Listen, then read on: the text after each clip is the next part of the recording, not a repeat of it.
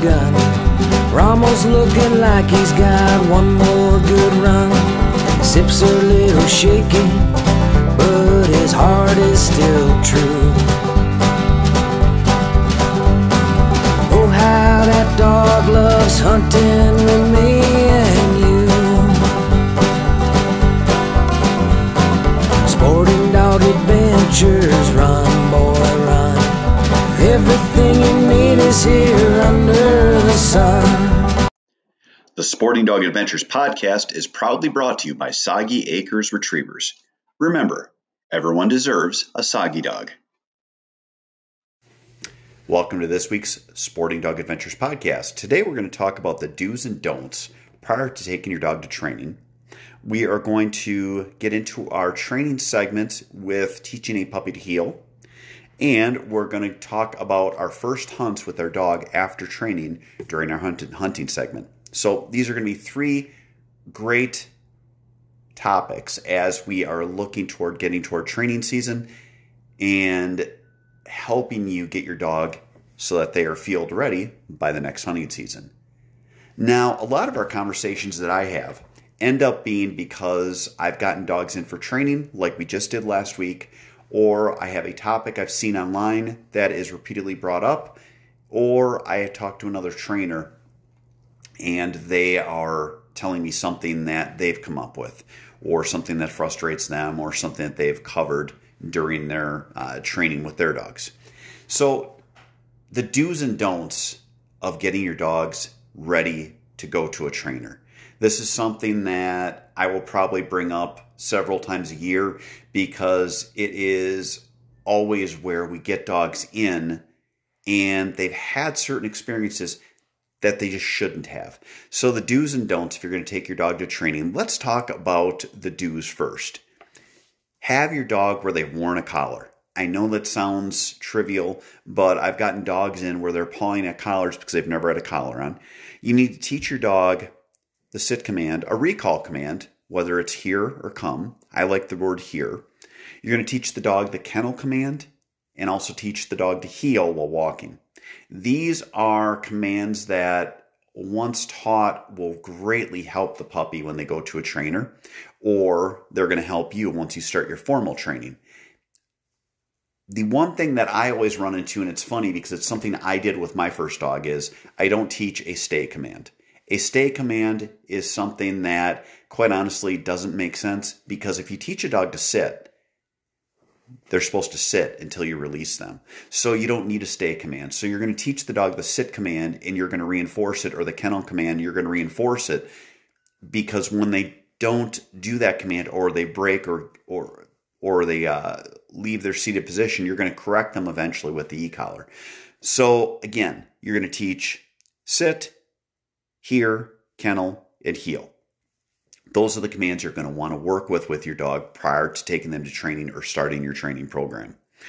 You're also going to work with your dog on retrieves.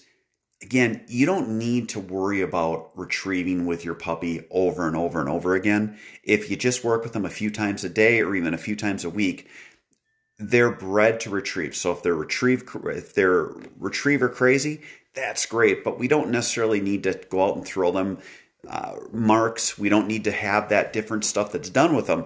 But when you do work with them on their retrieving, encourage that they bring something to hand. Get down on a knee, have them come to you. Don't necessarily grab what they've retrieved if it's a bumper. Love on them and tell them how great they are, and then take it from them. The number one thing that we don't want to do is teach them to drop at your feet, because that is something that's really hard to fix once we get into our force fetch or trained retrieve. So again, work on them retrieving to hand.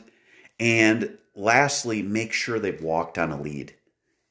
I've gotten in so many dogs that have had yards or live out in the country and they've never walked on a leash. Make sure they've walked on a lead. Make sure they understand that concept. This will greatly help them when they get with their trainer or when you start your formal training so that you can progress.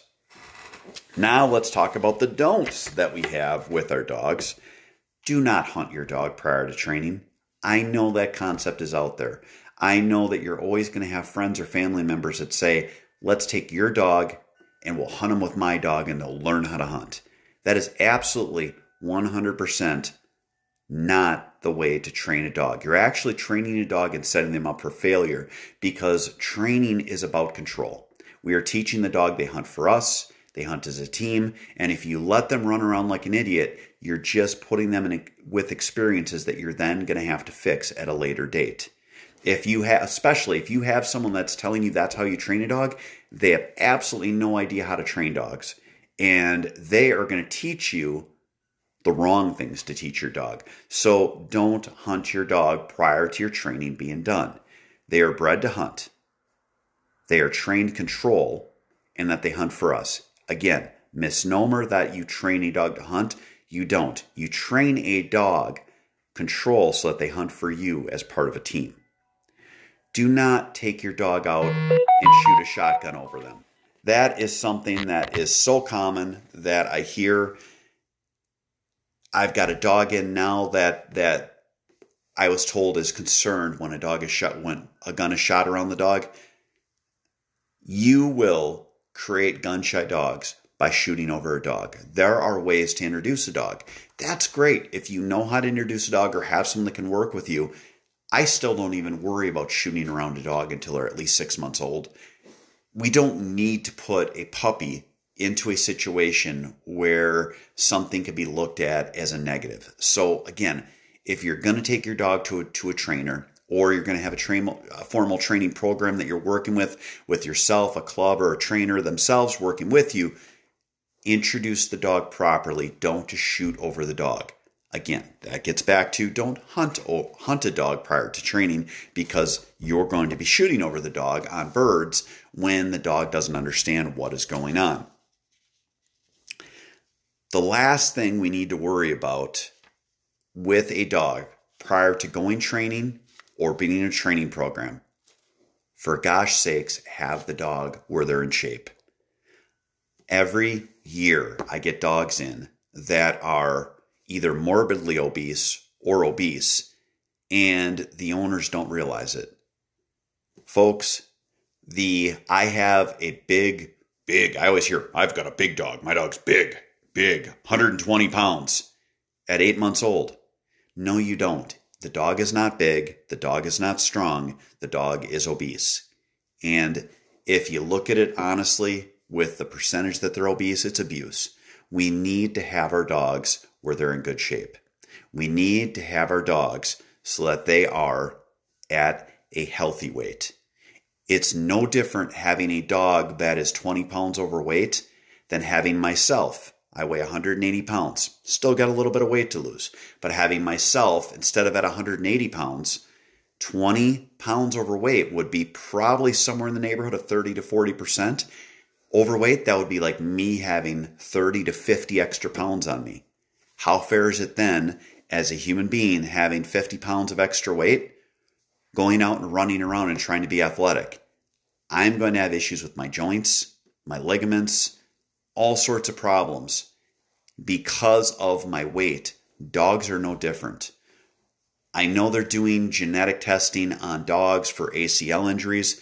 I will tell you that about 80% of the dogs that I have seen that have had ACL issues are at least 10% or more overweight. If as people, when we're looking at BMIs, if you're 10% overweight, you're called obese, how is that any different than a dog? Dogs carry it different, so we don't realize it as much. And vets, honestly, are terrible about telling people that their dogs are overweight. I've got one dog in, she's 82 pounds. The gentleman said he's taken weight off of her already. His vet told him the dog was at a good weight. The dog is about a 55-pound dog, maybe 60 pounds. I'm going to go with 55 pounds once she's in shape. She's a young dog, so I'm having to put her on a fairly drastic diet, make sure she's getting exercise so that it is safe for me to take her out and run her in the field. Now, as we start our training, we're working on obedience, e-collar conditioning, and force fetch. So there's plenty of time, but at the same time, if you let this dog or any dog get to the point where they're obese and then you're taking them out hunting, if they have a strong drive and will, they will run through a brick wall for you. that means that you're putting them in a position where they're going to run until they're damn near dead. Get your dogs in shape prior to training. Get your dogs in shape prior to dropping them off at a trainer. Do right by your dog and have them at a healthy weight. A healthy weight is where you should barely be able to see that last rib on them. And if you rub their sides, you can feel their ribs. They will last so much longer. You're going to get so many more years out of enjoyment, and you're going to have a lot less of vet bills.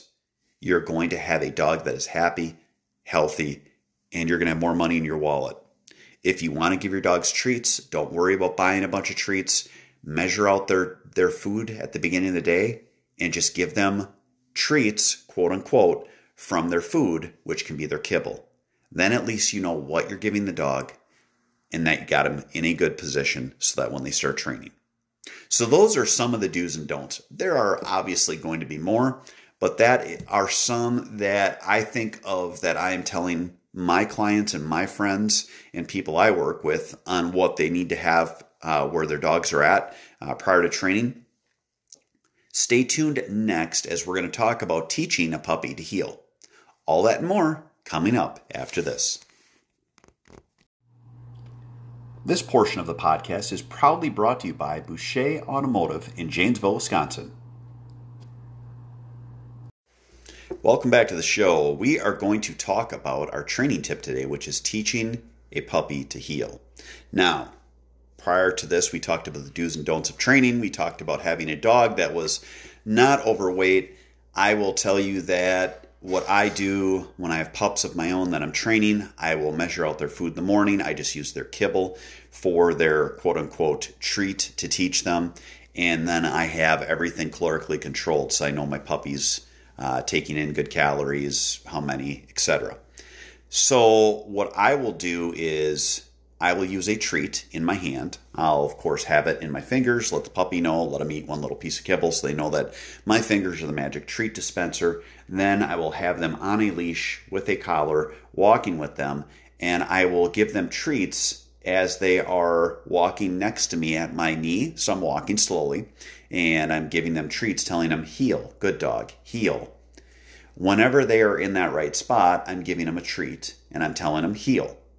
Again, I'm doing this over a few days, and at the conclusion of about a week, I'm going to do every other time when they're there, when I'm giving the command, telling them, heel, good dog, good. And then the next time, heel, good dog, good, and giving them a treat. So that eventually you're weaning off the treats and you're using your praise as the reward. This works out wonderfully. They love to eat. They love their food. They're walking at heel, and you're going to have a dog that is just plastered to your leg where their shoulder is about even with your leg, and they're walking at heel because they know they're going to get rewarded. So, simple training tip, easy way to teach a dog heel so that you can have your dog walking stylishly when you're out there showing them off to your neighbors. Hope that helps. Next, we are going to have taking your puppy out or your trained dog out on your first hunts and our hunting tip coming up after this. This part of the podcast is brought to you proudly by Mech Outdoors. Welcome back to the show. So this is our hunting tip, and we're going to talk about handling your dog when you first get them through their training. And this is something that I actually get a lot of weird looks from. If you have a dog that's just gone through training, whether you trained him yourself or you worked with a trainer, your first 1 to 5 hunts, my suggestion is, you're not going to like this, don't take your gun. Realize when you are out in the field, you are no longer a hunter. You're now a handler first. And with a young dog, many things can happen. When you're doing training, you're working with them in a controlled atmosphere. You can't show them the chaos of hunting. So you want to really be able to watch them so you can see if there are issues where the dog is unsure, the dog's downright scared, the dog is overly excited, the dog's going to break. You want to take note of all this so that you can work with your dog in that first year to get them so that they're in line and so that they are completely obedient and understand what's expected of them. Yes, we worked with it during training, but again, training and hunting are two different animals. I still remember I had one dog I had shot birds over. I took her guiding on a pheasant hunt back when I guided, and the first bird went up. 4 hunters emptied their gun. They missed the bird. The dog ran back to the truck, got in the trailer, and would not come out. She was so scared when 12 shots went off, because when I took her out, it was just 1 or 2 shots. So again, at that time, I left her in the trailer, brought her back home, worked with her extensively. She was not gun shy per se. She was very scared by the guns that day, but worked with her, and she ended up being a fine hunting dog. You want to make sure that you're putting them in as controlled of an atmosphere as you can in hunting. So I also suggest only have 1 or 2 shooters. And again, leave your gun home. Worry about teaching your dog so that they understand what's expected of them out in the hunting situation, so that you can have them ready and successful for the years to come. Not what everyone wants to hear, but the reality is we want to make sure that we are good handlers first and we are hunters second. We'll talk about, and we have talked about in the past, about making sure we're good shots so we do reward the dog. We don't get that dirty look. But for the first few hunts, just make it all about them and making sure that they understand what's expected. I want to thank you so much for listening to today's show. Also, if you enjoy our show, if you can please give us a 5-star rating, a thumbs up, or whatever else you can on a platform, that helps us with our page rank. That helps us get more people involved in listening to our show. You can always email me, or you can leave a voice message on our show so that you can let us know questions you have. If you want to email me, sportingdogtv@gmail.com. And please, above all, share our show with your friends. We want it to grow. We're not worried about monetizing this. This is just my way of connecting with people that we have helped in the past with our television show, as well as helping people in the future get involved in the sport I love.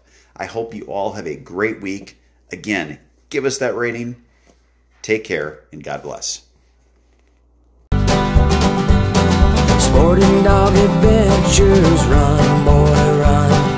Everything you need is here under the sun.